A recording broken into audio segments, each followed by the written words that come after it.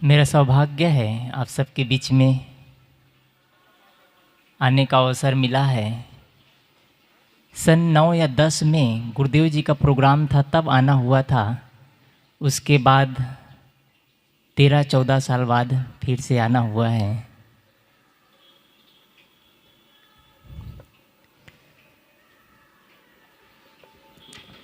अभी बहुत सुंदर भजन सुने। सत्संग का मुख्य उद्देश्य होना चाहिए, और जिस आदमी को मुख्य उद्देश्य पता हो जाता है उनका जीवन बदल जाता है। सत्संग का मतलब होता है जीवन परिवर्तन केंद्र। सत्संग का मतलब जीवन परिवर्तन केंद्र। सिर्फ जीवन को सत्संग से बदला जा सकता है और कोई जगह नहीं है। सत्संग ही एक ऐसा माध्यम है जहां हम अपने जीवन में बदलाव ला सकते हैं, अपने जीवन में यूटर्न ला सकते हैं।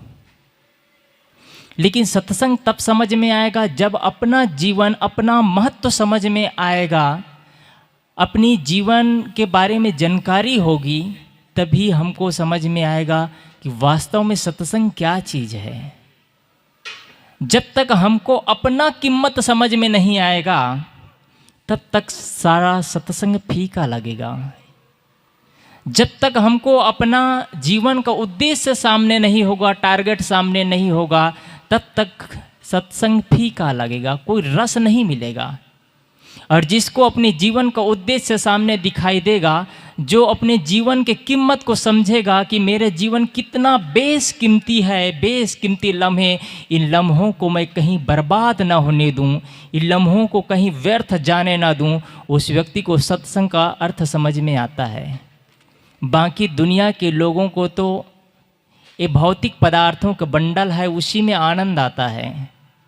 गुरुदेव जी कहा करते थे कि मनुष्य जीवन भौतिक पदार्थों का सिर्फ बंडल नहीं है, बल्कि इससे हट करके कुछ अध्यात्म और भी है जीवन। अपने जीवन को समझने के लिए सबसे पहले हमको अपना कीमत समझ में आना चाहिए कि हमारा कीमत क्या होना चाहिए। हम अपने आप से पूछे तो समझ में नहीं आएगी, लेकिन जो अध्यात्म में रस लेते हैं, जो जीवन के बारे में जानना चाहते हैं, वो अपना कीमत जानता है। ऐसी एक जगह एक संत के पास एक व्यक्ति जाता है, और व्यक्ति जा कर के संत से पूछता है, हे भगवान, मेरा कीमत क्या है? मैं अपने जीवन का महत्व कैसे समझूं? मेरे जीवन कितना महत्वपूर्ण है, इस बात को मैं कैसे समझूं? संत कहते हैं, इस बात को छोड़ो, मैं तुमको एक काम दे रहा हूँ, वो काम करना, फिर तुमको उसका उत्तर दूंगा। संत अपने बैठे थे, वहाँ बैठे थे, वहीं बगल से एक बक्सा खोला और बक्सा से इनको एक पोटरी दिया। कहे इसमें बेशकीमती चीज़ है, इस कीमती पत्थर है, और इस पत्थर को तुम बेचना बस मत। तुम जितना जगह हो सके इस पत्थर का दांव पूछ करके आते जाना, इस पत्थर का कीमत पूछ करके आते जाना। वो आदमी निकलता है मंदिर से संत के पास से और जैसे ही निकलता है उनको एक कबाड़ बेचने वाला मिलता है, कबाड़ खरीदने वाला। कबाड़ी से पूछता है, भाई साहब, इस पत्थर का आप क्या रेट लगाएंगे? वो पत्थर दिखने में बेशकीमती दिख रहा था, चमकीला दिख रहा था। कबाड़ी वाले कहते हैं, भाई साहब, आपके पत्थर अच्छे और चमकीले दिख रहे हैं, इसलिए मैं आपके पत्थर को मैं लोहे के भाव पे खरीद सकता हूँ और 20 रुपये किलो तक खरीद सकता हूँ। वो आदमी आगे जाता है। ये कोई लोहा और पत्थर का कीमत नहीं बता रहा हूँ मैं, आप ध्यान से सुनिएगा, ये हमारी जीवन का कीमत है। ये वो आदमी आगे चलता है, एक सब्जी वाले के पास जाता है, सब्जी वाले से पूछता है, भाई साहब, इस पत्थर का आप क्या रेट लगाएंगे? वही सब्जी वाला वो भी बोलता है कि आपके पत्थर अच्छे दिख रहे हैं और चमकीले हैं, इसलिए मैं आपके पत्थर को मैं टमाटर के भाव पे खरीद सकता हूँ। वो पत्थर 20 रुपये से 40 रुपये में बिकता है। वो आदमी आगे जाता है, एक एल्युमिनियम के दुकान में जाता है, वहाँ वही पत्थर है 40 से 400 रुपये में एल्युमिनियम के व्यापारी खरीदने को तैयार हो जाता है। वो पत्थर कीमत पता करने और आगे बढ़ता है, और एक पीतल के दुकान में जाता है, वो 400 से 800 रुपये पे जाता है वही पत्थर। वो आदमी को संतोष नहीं होता, एक चांदी के व्यापारी के पास चला जाता है, और वही चांदी के व्यापारी उसको 80,000 रुपये तक खरीदने को तैयार हो जाता है। वो आदमी को पर भी संतोष नहीं, एक बड़े से व्यापारी सोने के व्यापारी के पास जाता है, जैसे अरुण सेठ जैसे आदमी के पास, और पूछता है, भाई साहब इस पत्थर का क्या रेट लगाएंगे? कहते हैं तुम्हारे पत्थर को मैं 4 लाख रुपये तक ले सकता हूँ। वो आदमी को पर भी संतोष नहीं। वो आदमी और आगे जाता है, एक हीरे के व्यापारी के पास जाता है। हीरे के व्यापारी कहते हैं इस पत्थर का कोई रेट अदा नहीं कर सकता, तुम अपने इलाकों को बेच लो, पर भी इस पत्थर का रेट अदा नहीं कर सकते, क्योंकि ये बेशकीमती कोहिनूर हीरा है। आपका कीमत कितना होगा? आपका कीमत, हमारा कीमत कितना होगा? जो आदमी अपना कीमत जानना चाहे इस घटना से समझ में आ जाएगी। यदि हम एक समझदार आदमी होते हुए भी वही निंदा और चुगली में पड़े रहते हैं, वही राग और द्वेष में पड़े रहते हैं, वही तू और मैं में पड़े रहते हैं, वही संपत्ति के पीछे दौड़ते रहते हैं, हमारा कीमत कितना है? वही संपत्ति के लायक। और कहीं गलत आदमी के संग करते करते बीड़ी सिगरेट तंबाकू गुटखा शराब पीने वाले के संग किए तो वही कहलाएंगे, और एक अच्छे आदमी के साथ जाएंगे तो अच्छे आदमी कहलाएंगे, वकालत करने वाले के साथ जाएंगे तो वकालत करने वाले कहलाएंगे, गंजेड़ी के साथ जाएंगे तो गंजेड़ी कहलाएंगे, नेता के साथ जाएंगे तो नेता कहलाएंगे, और कहीं अच्छे संग करते करते साधु के संग में लग गए, कहेंगे वो आदमी तो साधु आदमी है। वो साधु बना नहीं है, बस साधु का संग कर रहा है, जीवन आचरण अच्छा हो गया है, लोग कहते हैं वो आदमी तो साधु आदमी है, गांव के लोग ही कहना शुरू कर देते हैं। वो आदमी और अच्छा संग करते करते कहीं रंग बदल गया, उनकी जीवन की तकदीर बदल गई, उन्होंने अपना सब कुछ परिवर्तन कर दिया, और साधु का रंग और साधु का संग दोनों लग गया, वो आदमी साधु बन गया, तो फिर उनका जीवन का कीमत कोई अदा नहीं कर पाएगा। फिर पहले वो दुनिया के सामने झुकता था, दुनिया को प्रणाम करता था, लेकिन आज उन्होंने अपनी तकदीर बदली, आज उन्होंने अपने आचरण बदला, आज उन्होंने अपने मन के भावों को बदला, वो आदमी साधु बन गए, और आज उनके सामने पूरी दुनिया झुकती है, जिसे हम बुद्ध, कबीर, महावीर, ईसा, मोहम्मद, राम, कृष्ण कहते हैं। अलग नहीं है, कहीं से आते नहीं हैं, कहीं से आते नहीं हैं, कहीं आकाश मार्ग से। और अच्छा, आकाश मार्ग की बात आई तो दूसरा बात है, लेकिन कह दूं बहुत से कबीर पंथी ये मानते हैं कि सदगुरु कबीर साहब आकाश मार्ग से आए हैं। यहाँ तो सारे पारखी लोग हैं, लेकिन उन लोगों को इतना भी ज्ञान नहीं है कि बिना माँ बाप के एक बच्चा भी पैदा नहीं हो सकता, तो सदगुरु कबीर साहब कैसे आ जाएंगे? इसलिए जो आदमी सही मार्ग पर चलते हैं उनका जीवन का तकदीर बदल जाता है। हमारा कीमत अब कितना होगा? अपने आप से पूछे। हम अपने ही परिवार में रहते हैं, अपने ही माँ बाप के साथ रहते हैं, अपने ही भाई के साथ रहते हैं, अपने ही बेटे के साथ रहते हैं, अपने ही परिवार में देरान और जेठान के साथ में रहते हैं, और हमारे परिवार वाले हमको कितना रिस्पेक्ट देते हैं, कितना सम्मान देते हैं। यदि सम्मान नहीं देते हैं मतलब हम उसी लायक है ना। हमने अपना व्यक्तित्व ही नहीं बनाया, हमने अपनी योग्यता ही ऐसे पैदा नहीं किया कि हमको लोग सम्मान दे सके, हमारे माता पिता हमको सम्मान दे सके, या हम अपने माँ बाप को सम्मान दे सके। हमारी योग्यता वैसी होनी चाहिए।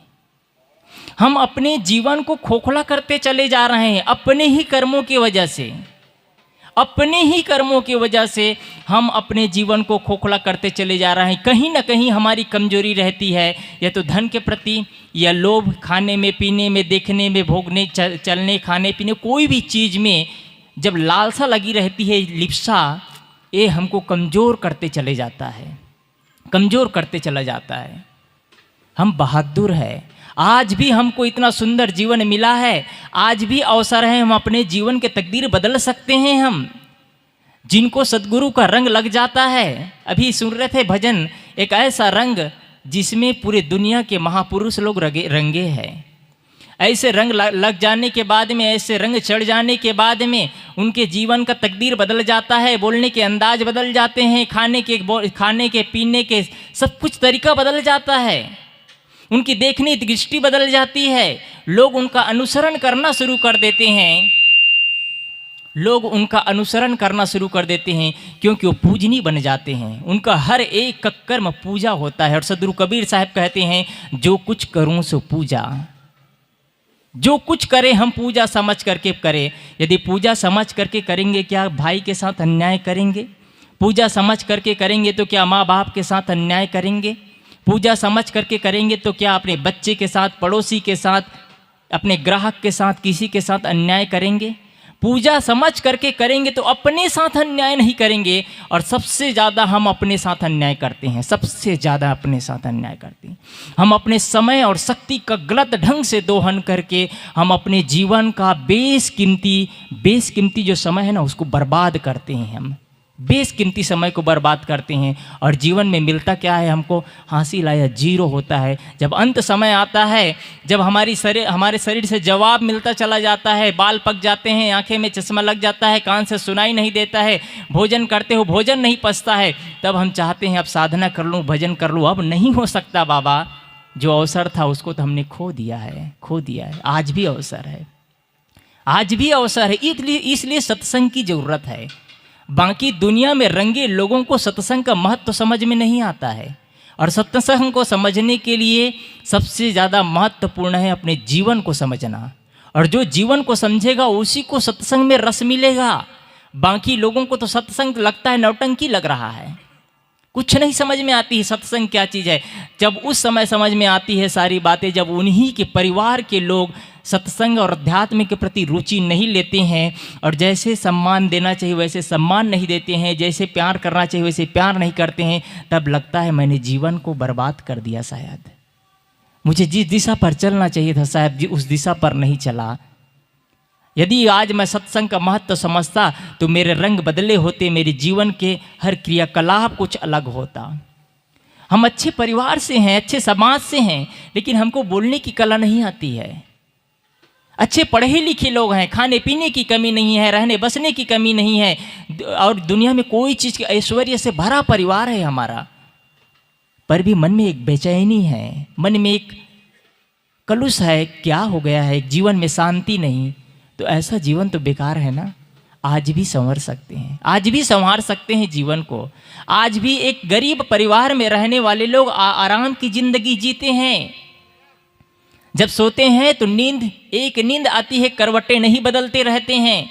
आप मेडिकल में जाएंगे तो बड़ी बड़ी मेडिकल में पूछेंगे नींद की गोलियां अधिकतम कहाँ बिकती है, तो नींद की गोलियां अधिकतम बड़े लोगों के यहाँ बिकती है। कुछ लोगों की मजबूरियां होती है नींद की गोलियां लेना, लेकिन कुछ लोगों की आदत हो जाती है, क्योंकि कर्म ही ऐसा नहीं है। फिर सारी संपत्ति ऐश्वर्य किस काम का? जिसे हम बड़े कहते हैं वो भी एक किनारे ही सोते हैं, मात्र 5 से 6 फीट लंबे में। और जिसे हम गरीब कहते हैं वो लोग भी 2 रोटी वो भी खाते हैं, 2 रोटी वो भी खाते हैं। लेकिन जीवन की सफलता किसकी है? जब वो आदमी सोता हो तो आराम से सोता हो, जब आदमी बैठता हो तो आराम से बैठता हो, जब घर में परिवार में रहता हो तो परिवार के लोग उनको सम्मान देते हो, घर के परिवार के लोग उनके करीब बैठते हो। आज हमारे परिवार के लोग आपस में करीब नहीं बैठना चाहते हैं। अच्छे पढ़े लिखे कबीर पंथी हो या राधा स्वामी हो या गायत्री वाले हो या किसी भी मत पंथ और संप्रदाय को मानने वाले हो, आपके अपने ही बच्चे आपसे दूर क्यों होते चले जा रहे हैं? इसका कारण क्या है? कहीं ना कहीं हमारी अपनी तो कमजोरी है। या तो हम बच्चों को प्यार नहीं दे पा रहे हैं, या तो हम अपने अंदर वो अकड़ लेकर के बैठे हैं जिसकी वजह से बच्चे हमारे करीब नहीं आ पा रहे हैं। कहीं ना कहीं तो कमी है ना, जिसकी वजह से हमारे परिवार में दरारें बढ़ती चली जा रही है, जिसकी वजह से हमारे मन में एक बेचैनी छाती चली जा रही है। तो क्या मतलब है ऐसी जिंदगी की? इसलिए सत्संग की सफलता है कि हम आपस में पहले जीवन के महत्व को समझे। और जीवन को महत्व तब समझ में आएगा, सत्संग में बैठ, एक सिक्के के 2 पहलू होते हैं, वैसा ही है। जब जीवन का महत्व समझ में आएगा तब सत्संग समझ में आएगा, और जब सत्संग समझ में आएगा तब जीवन का महत्व समझ में आएगा। ये दोनों एक सिक्के के पहल है। इसलिए हम सत्संग के प्रति बच्चों को लाए, आपस में एक बात और कह दूं चलते चलते, हर माँ बाप की एक शिकायत होती है कि बच्चे हमारा कहाँ नहीं मानते, और संत लोग उस पर कहेंगे, लेकिन मैं सब जगह यही कहता हूँ, आप कैसे मान जाएंगे आपके बच्चे आपका कहा? आपने कौन सा पाठ सिखलाया है कि बच्चे आपका कहाँ मान जाएंगे? आपने तो गाड़ी चलाना सिखाया, मकान बनाना सिखाया, धन इकट्ठा करना सिखाया, खेत खलियान लेना सिखाया, मोबाइल चलाना सिखाया, पढ़ना सिखाया, इंजीनियरिंग सिखाया, पैसा कमाना सिखाया। ये क्या है, बच्चे आपके नहीं करते हैं? करते हैं, खूब पैसा कमाते हैं, खूब मकान बनाए, अच्छे अच्छे गाड़ी खरीदे, तो क्या नहीं मानते बच्चे? कहते हैं मेरा जैसा चाहता हूँ वैसे। आपने वो पाठ ही नहीं सिखलाया है। कैसे बड़ों के सामने झुकना चाहिए, कैसे संत गुरुजनों के मत्था टिकना चाहिए, वो पाठ ही नहीं सिखलाया आपने। कैसे माता पिता के पास झुकना चाहिए, वो पाठ ही नहीं सिखलाया आपने। तो कैसे आपके बच्चे आपके कहाँ मान जाएंगे? मात्र इतने मात्र से कि आप बच्चे को अपने जीवन की सारी कमाई, जीवन की सारी संपत्ति को बच्चे के नाम पे कर दे और बच्चे आपका कहाँ मान जाए, ये नहीं है संभव। संपत्ति से बच्चे आपके नहीं होते हैं। मात्र बच्चे पैदा करने मात्र से कोई माता और पिता नहीं बनता है। उसके लिए योग्यता चाहिए, उसके लिए वो योग्यता होनी चाहिए, और वो योग्यता कोई बिरले लोगों के पास होता है, बिरले लोगों के पास होता है। इसलिए आप सभी से निवेदन है कि आज दूसरा दिन है, अभी लगातार 5 दिन और है, बच्चों को लाइए सत्संग में। आप खुद बदलिए जीवन को, तो बच्चे आपका कहाँ मानेंगे? आप कभी बच्चों को अनाथालय में ले जाइए, कभी वृद्ध आश्रम में ले जाइए, कभी आश्रमों में ले जाइए, जहाँ संत अपना खुद का निर्माण करते हैं, जहाँ संत खुद झाड़ू लगाते हैं, भोजन बनाते हैं, सफाई करते हैं, सब कुछ करते हैं। क्या उनका जीवन नहीं है? वो जीवन को तराशते हैं, और जितना आप तराशेंगे जीवन को, उतना आपका कीमत उतना ही बढ़ता चला जाएगा। सोने और चांदी का कीमत तराशने से बढ़ता चला जाता है, वैसे ही आप जीवन को तराशते चले जाएंगे, आपका जीवन उतना बेशकीमती होता चला जाएगा। और नहीं तराशेंगे तो कंकड़ के भाव में कच्चे लोहे के कीमत नहीं होता है, वही लोहे को तराश दिया जाता है, उसका कीमत बढ़ जाता है। कच्चा हीरा का कीमत नहीं होता है, वही हीरे को तराश दिया जाता है, उसका कीमत बढ़ जाता है। कच्चे पेट्रोलियम का कीमत नहीं होता है, वही पेट्रोलियम को तराश दिया जाता है, पेट्रोलियम का रेट बढ़ जाता है। और कच्चे जैसे सिंपल नॉर्मल पानी का कीमत नहीं होता है, वही पानी को तराश दिया जाता है, कितना कीमत बढ़ जाता है। क्या आप नहीं चाहते हैं कि मेरा भी जीवन बेशकीमती हो? घर के लोग, कम से कम बाहर के लोग सम्मान दे या ना दे, आपस में परिवार में जिन लोगों के बीच में रहते हैं उनके साथ मुस्कुरा करके तो जी सके। जीवन की सफलता यही है। आप कितने बड़े बिल्डिंगें बनाते हैं, कितने मकान खड़े करते चले जाते हैं, कितनी गाड़ियां हैं, कितने बंगले हैं, इसका बहुत महत्वपूर्ण नहीं है। ये महत्वपूर्ण है आप जीवन में कैसा जीवन जीते हैं। महत्वपूर्ण है आपके परिवार के बीच में आप कैसे रहते हैं।